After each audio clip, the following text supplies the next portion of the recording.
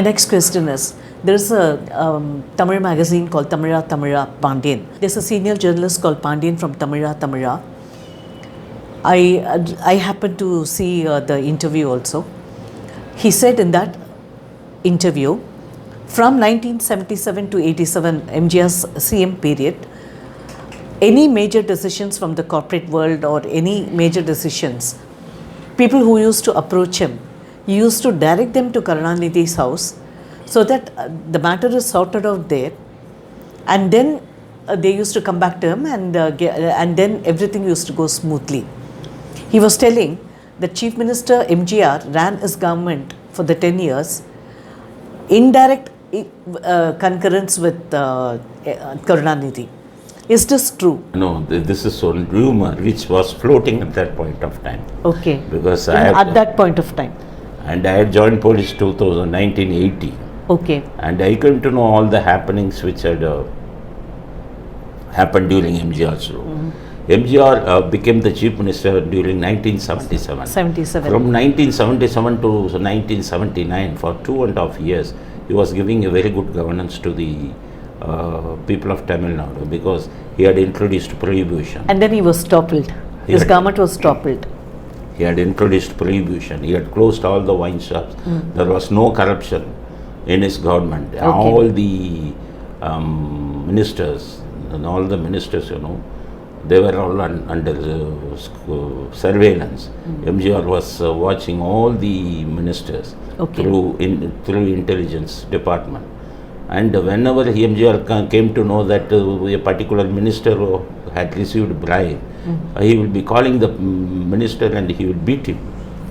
MGR will be beating because he will have stunt masters always along with them. He used to beat them, and he will be asking to give the money, to take the money.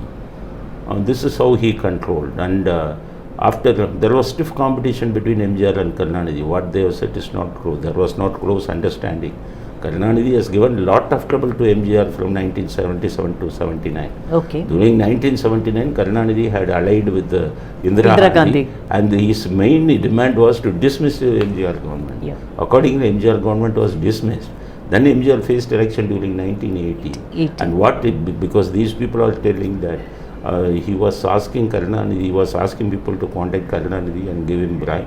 And that means that MGR also was getting the bribe. That is what the claim made by that person. No, that is absolutely untrue, because while facing 1980 election, MGR didn't have funds. I still remember he pledged his Satya Studios. Yeah, he pledged the Satya Studio for 80 lakhs to one Adekala Raj of Tiruchi. Okay. And one Mr. K. Subramaniam, he is now advocate still. He was the previous advocate general in MGR's region. Okay. And he is alive. He is practicing in Madras High Court. His name is K. Subramaniam, a Brahmin advocate. And MGR used to call him for any legal consultation. MGR was asking Mr. K. Subramaniam during 1980 to prepare a mortgage deal for mortgaging Satya Studio for 80 lakhs. This is what had happened. So if MGR had got the bribe, why is it that he should mortgage his own property? MGR is very much against the corruption. Yes. That is why he used to beat the ministers. Till 1984, when she was active, she didn't allow any corruption. Okay. But after 1984, what had happened? MGR had become very sick. He could not speak. He could not move freely. Yes. At that point of time, he was losing control. Okay. And even at that point of time, he used to get a report from the intelligence wing, who are all the ministers who are getting bribes, and he will be calling the ministers after he became sick. He will be telling, I have got the report that you have earned such and such amount. Okay. You bring it and give it to me. Ministers were thinking that MGR also started receiving bribes. MGR received the money, and what MGR did, at that point of time there was severe financial crisis for the government of Tamil Nadu. Okay. For maintaining that nutritious meal scheme, there was no fund at all. Officials have advised MGR to impose taxes. Okay. MGR said, I will not impose taxes. And after receiving all these bribe money, he used to pay to the government exchequer to manage it.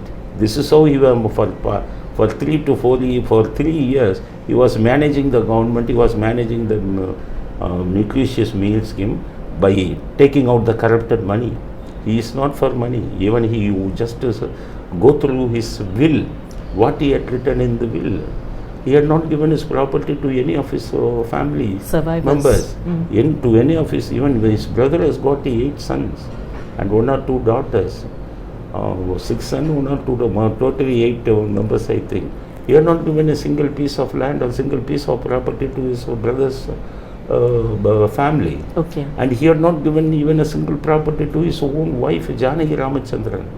He said that till you live and you can enjoy the property. Okay. He had given his property, that is Ramavaram garden, to deaf and dumb school. Gave her the living rights till his death. To the Till deaf her and dumb death. children.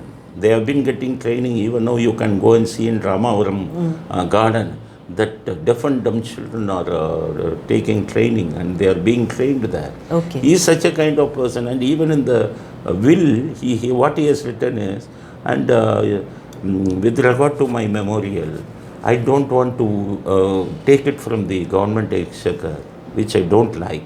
So what I feel is, for erecting my memorial, you take my bungalow at T Nagar. Okay. Tihara Nagar, I have got a bungalow.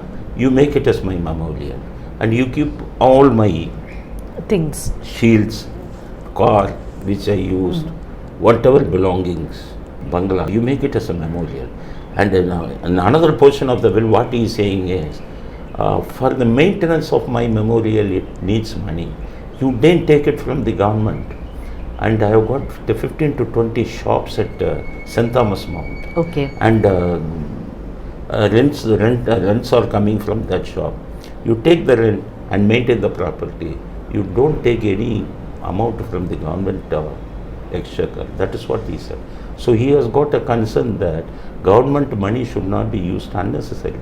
You see Stalin, he has been erecting his father's memorial by spending 39 crores. 39 he has crores. been spending, he is going to spend 80 crores for the pen model. No, That but is- many have objected. They said, if you want to do he this, didn't. please do it with your He own didn't money. bother. He didn't bother. His memorial at beach, 39 crores have been sanctioned. They have Yes. spent it. Now, Stalin should take lesson from leaders like MGR and Kamarajar. That is what I say. So MGR is such a person. I'm not, why should I boast MGR? He is no more. Even if I boast MGR, I'm not going to get anything from. Even his party ADMK is in a very poor condition. What is the benefit I am going to get? But we should tell the truth to the people. There is a young generation. Oh, they should learn the things what had happened in Tamil Nadu politics. That is why I am explaining all these things.